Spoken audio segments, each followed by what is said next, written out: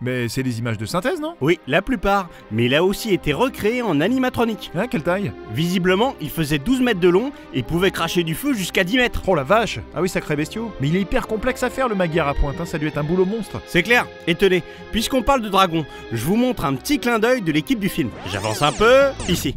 Aucun dragon n'a été blessé durant la réalisation de ce film. Excellent ça! Ouais, vous remarquerez qu'ils précisent pas la même chose pour les acteurs. Avec un robot de 12 mètres qui crache du feu, ça m'étonne pas. Bref, bonjour et bienvenue dans Fort Accord, votre analyse d'après-film en compagnie de Michel, le spécialiste technique de l'émission. Bonjour Michel! Bonjour Michel, un troc de vieillard, une post-prod à revoir et une m'échappe. Et cette semaine Michel, direction Poudlard! Exactement, avec Harry Potter et... La coupe de feu. 4e volet de la saga magique. C'est ça. Et je commence avec cette scène du début du film qui est totalement illogique. Regardez Michel.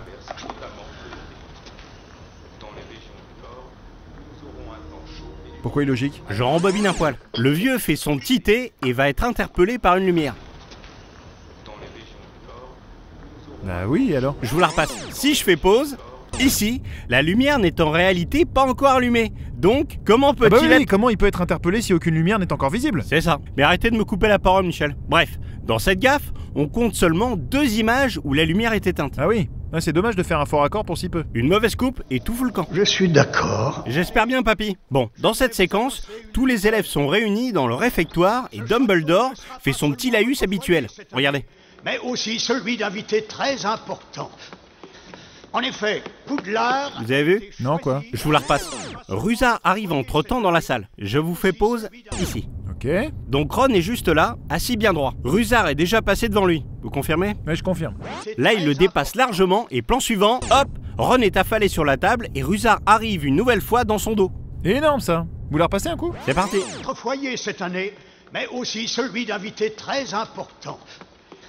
En effet, Poudlard... Quand on le sait, c'est a vraiment été flagrant. choisi- D'ailleurs, Harry Potter était pas là avant, si? Bien vu Michel, dans toute la séquence du réfectoire, c'est un vrai boxon. Certains disparaissent, d'autres changent de place. Vous regarderez ça avec plus d'attention car ce serait trop long de tous les montrer. Allez, enchaînons. J'aimerais vous dire quelques mots. Pas le temps Merlin. Alors dans cette scène, Harry reçoit une lettre de son parrain Sirius Black.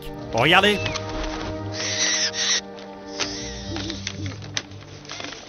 Axio! Mais qu'est-ce qui vous prend là? Oh, vous connaissez pas vos classiques Michel. C'est un sort pour attirer quelque chose. Non mais alors, ça me dit pas pourquoi vous criez ça? Je rembobine. Ici, Harry arrache la lettre au hibou. Plan suivant, il jette la cordelette de la lettre. Là, on peut voir qu'il ne l'a plus dans les mains. En effet, ouais. Et hop, plan suivant. Axio, la corde est à nouveau dans ses mains. Ah oui, d'accord, ok, bien vu ça. Je veux, oui. Bon, pour les besoins de la gaffe suivante, on va passer en VO. Écoutez bien Michel. Harry, I couldn't risk sending Hedwig. Ever since the World Cup, the Ministry's been intercepting more and more ours, and she's too easily recognized. We need to talk, Harry, face to face. Meet me in the Gryffindor common room at 1 o'clock this Saturday night, and make sure you're alone. Serious. P.S. Ah! The bird bites. Voilà. Ouais, on entend ce qui a marqué sur la lettre, et donc? Pas exactement Michel. On va faire une pause sur la lettre. Talk, Harry. Ici. Je vous repasse la voix de Sirius. Écoutez. Harry, I couldn't risk sending Hedwig. Ever since the World Cup, the Ministry's been intercepting more and more ours, and she's too easily recognized. We need to talk, Harry, face to face. Meet me in the Gryffindor common room at 1 o'clock this Saturday night, and make sure you're alone. Serious. Jusque-là, tout va bien. P.S. Mais... The bird bites. Ah ouais, le by the way a été oublié à l'oral. Oui Michel. Dommage pour 3 mots, hein Harry? Écoute, J'écoute. je ne sais pas comment c'est arrivé, je ne sais pas pourquoi. C'est arrivé, c'est tout. C'est vraiment l'excuse la plus minable que j'ai entendue. Bref, pendant qu'on est sur les petits papiers, je vous en montre une autre. Fred Weasley écrit un mot à son frère. Regardez. Pause. Ici, on voit distinctement qu'il y a 4 lignes écrites tout en haut de la feuille. Ouais, en effet. Je refais lecture et juste après, il n'y a plus que 3 lignes. Et bien centré sur la page. Très bien vu ça, Michel. Merci Michel. Bon, un peu plus tôt dans le On film... ne revient pas en arrière. Oh ouais, tu te calmes l'ancêtre, je fais ce que je veux. Bon, dans cette scène, Hermione vient encourager Harry pour la première épreuve du tournoi. Regardez. Voilà, donc les 2 petits schnappants sont pris en photo par la journaliste. Photo qu'on retrouve un peu plus tard dans cette scène. Une fille ordinaire mais ambitieuse semble avoir un penchant pour les sorciers célèbres. Sa dernière proie. Pas exactement la même scène, si? Vous m'impressionnez Michel, très bien trouvé. Je rembobine et je vous mets les 2 plans côte à côte. Je cale les 2 extraits au ralenti. Voilà, regardez. Ah ouais, déjà elle sort de derrière le rideau dans la scène initiale. Oui, et puis juste après, on voit sur la photo qu'ils se séparent, ce qui n'est jamais arrivé en réalité. Après c'est peut-être détourné exprès par la journaliste, hein. C'est de la magie quand même. Non, c'est un faux raccord. Et un gros. Allez, passons à Maugrey Folloy. Je suis là parce que Dumbledore me l'a demandé. Fin de l'histoire, au revoir, rideau. Pas si vite mon cochon, j'en ai une belle sur toi. Comme vous le savez, Maugrey a un œil déglingué, mais également une jambe en moins. Regardez. Ah oui, il porte une prothèse à la place. Exactement Michel. Et savez-vous comment on efface une jambe au cinéma? Bah en la recouvrant de verre, j'imagine. Tout juste. Sauf que si je rembobine, il y a parfois des oublis en post-prod. Pause. Juste ici, on peut voir le pied dans une chaussette verte qui aurait dû être effacée. Oh mais c'est énorme ça. Alors là celle-là Michel, fallait la trouver, hein. C'est vraiment impensable des erreurs pareilles. C'est clair. Bon, ça vous dit un petit affrontement Hermione versus Harry? Un affrontement? Ok, allez. Que le match commence. C'est parti. Bon Michel, je vais avoir besoin de toute votre attention. Ok. Harry vient de finir la deuxième épreuve. Hermione accourt. Concentrez-vous bien sur la serviette blanche qu'elle lui donne. Donc pas la bleue. Non, la bleue on s'en fout. Donc là, Harry a la serviette blanche sur les épaules. Avant-dernier. Fleur n'a pas pu se débarrasser des Strangulos. Plan suivant, Hermione a récupéré la serviette. Ah bien vu. Attendez, c'est pas fini. Juste après, elle lui remet sur les épaules. Faites silence. Il a toujours la serviette et... hop! Hermione lui a piqué une nouvelle fois. Lecture. Diggory, qui a montré sa parfaite maîtrise du sortilège de Tétambule. Étant donné que M. Potter aurait fini premier... Ah, elle est sur Harry maintenant. Oui, et comme la demoiselle n'est finalement pas prêteuse, elle récupère sa serviette sur le dernier plan. La seconde place. La seconde place. Juste là. Excellent ça.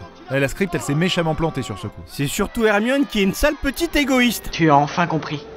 Tu en as mis du temps. Je sais, j'avais encore de l'espoir mon grand. Bon, passons à cette séquence flashback à laquelle Harry assiste via les souvenirs de Dumbledore. Regardez Michel et concentrez-vous bien.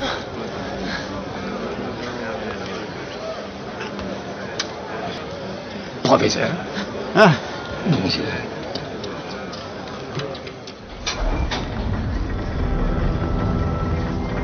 Alors vous avez trouvé? Je crois. C'est un truc de figurant, non? Oui, mais pas seulement. Je rembobine au début de l'extrait. Harry vient d'atterrir sur le banc à côté de Dumbledore et juste derrière lui, on voit une femme s'asseoir.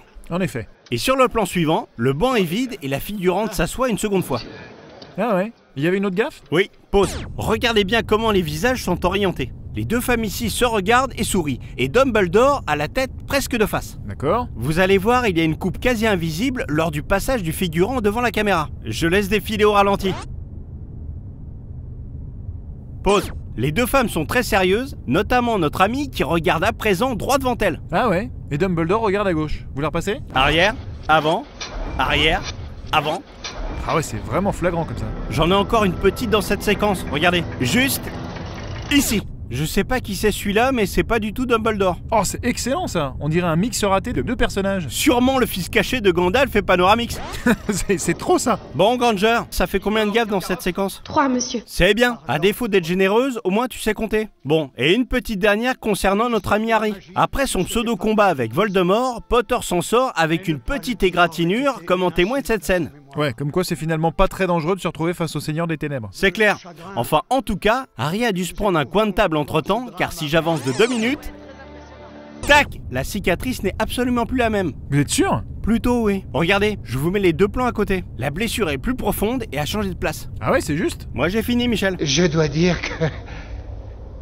je suis très déçu. Je comprends. T'avais 2 occasions et t'arrives même pas à tuer un mioche à lunettes. C'est fâcheux. Eh bien merci Michel, c'est la fin de cette émission. On se retrouve très bientôt pour un nouveau Fort Raccord. Et j'aurai du lourd, du très très lourd.